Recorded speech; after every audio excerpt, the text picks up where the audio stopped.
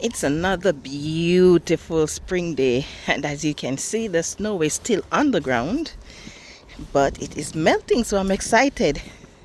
I'm still a little bit hoarse, still recovering from the flu, but anyway, I'm too anxious to see what's going on down in the garden, so I'm going down and I will show you what's happening in there. It will be interesting to see, did anything survive the winter in there? Oh, look, all of the snow is gone from this region. That's nice. That's perfect. So I see I have a lot of pruning to do. As you can see, the salmonberry is hanging over some of the raised beds. So I'm going to have to do that. And still have a bit of snow on the ground. But you know what? Last year this time I was walking in mud. But over the summer I have been putting gravel down, so I'm so excited. I'm not walking in mud anymore. It is still soft naturally because everything underneath the gravel is muskeg, but at least it's not mud. And look at my garlic. Everything has germinated. Looking good, looking good. I see a few blade grass coming up in between, so I'm gonna have to try to root those out. Those resilient little plants, look at them coming up even through the gravel, and I have about 6 inches of gravel, but the blade grass still is trying to come up through it. Oh my goodness, such a stubborn little thing. Anyway, let's start with this raised bed. As you can see, the wood fell off the plastic over the winter because we had quite a few snowstorms, and we could just look down here and see the plastic with the wood flying all over the place. But at least the plastic wasn't ripped off the raised bed. I can see I need to do a lot of weeding in here. All of that is weed. But look, my purple sprouted broccoli doesn't look too good, but it survived. But yes, this bed needs a lot of cleaning up. Now let's see what's going on in this bed. Okay, oh wow, look, my beet, one of my beet that I didn't harvest survived. So did my lemongrass, lemon balm, and my citrus thyme. No, we didn't harvest the seeds from this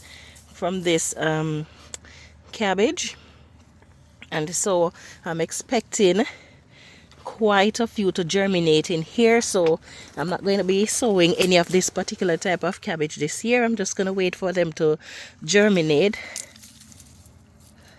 and as they germinate I will just transplant them when they get big enough. Okay, let's move to the next bed. This one, the wood is still intact. I like that. So nothing surviving here. Well, there wasn't anything in here to survive anyway. Just what was left of the 2 tomato plants that I didn't pull out. And that will become fertilizer for this bed. I am noticing a trend though.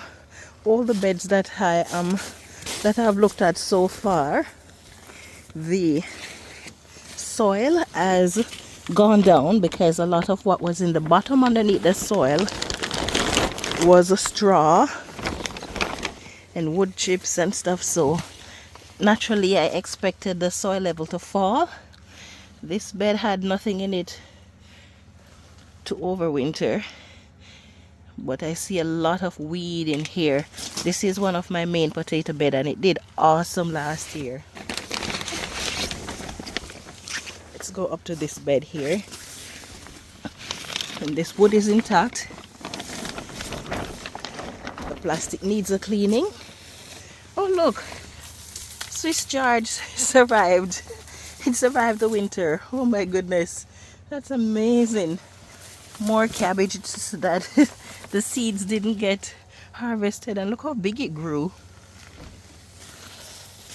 So I'm expecting that cabbage to germinate in here as well, and I'm surprised. my parsley that survived. The 2 parsley survived. I see I didn't harvest the carrot over there, so now it is growing, so that's good.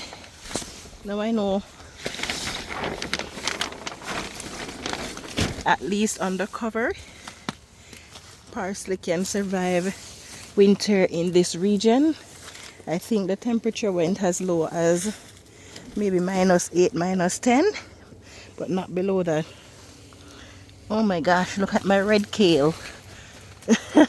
It's a long one. Like from here, it fell over, but you see it went all the way down there to the end of the bed. That's where it's planted.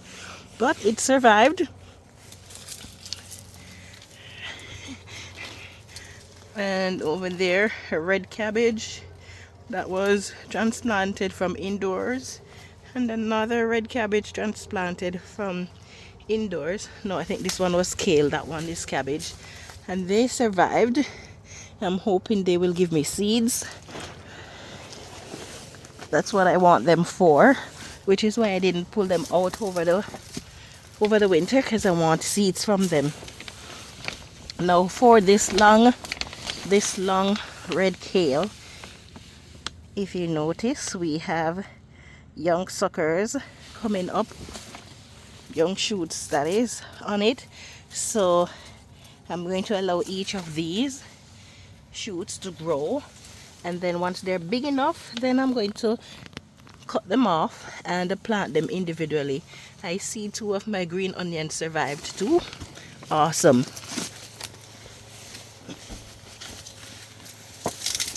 Now let's go look at the other bed. This one is one of the cool weather bed. It is covered with a bit of plastic on top and the screens on the side. I see we suffered a little bit of damage here, so I'm gonna have that to fix. Okay, let's see what's going on in here. Oh wow, yeah, I like what I see so far. Those are my chives. Those are chives? No, I think that was bunching onions, and they survived. And I see this cabbage survived too. And I'm gonna take off these individual pieces and plant them, so I don't have to plant those cabbages from scratch. I see we have another beet that was too young to harvest and it survived. But look, this is telling me that I had a garlic here that I didn't harvest. I came down earlier in the winter and saw another batch like this, and so I separated them out, which is what gave me these ones here. My green onions are doing well, and I see I have another garlic here that I didn't harvest, so I'm gonna separate those out. Excuse me. This bed doesn't really have a lot of weed, and I like that, but it needs top up with soil. It's practically empty. It is so hard to find the soil in this little island here. Very hard. Oh, I guess the wind had a field day with this bed. Plastic is up, the board is off, and the bed is empty. What are these holes? Like, look. What are these holes? And in such a straight order at that. It comes all the way up here, and then it goes across there. What are these holes? I see we have some garlics coming up. No, not garlic, but bunching onions coming up here. So, but at least the bed does not need, doesn't need any portion of weeding. Now this bed, oh my gosh, this is where I planted my corn last year. It didn't do well.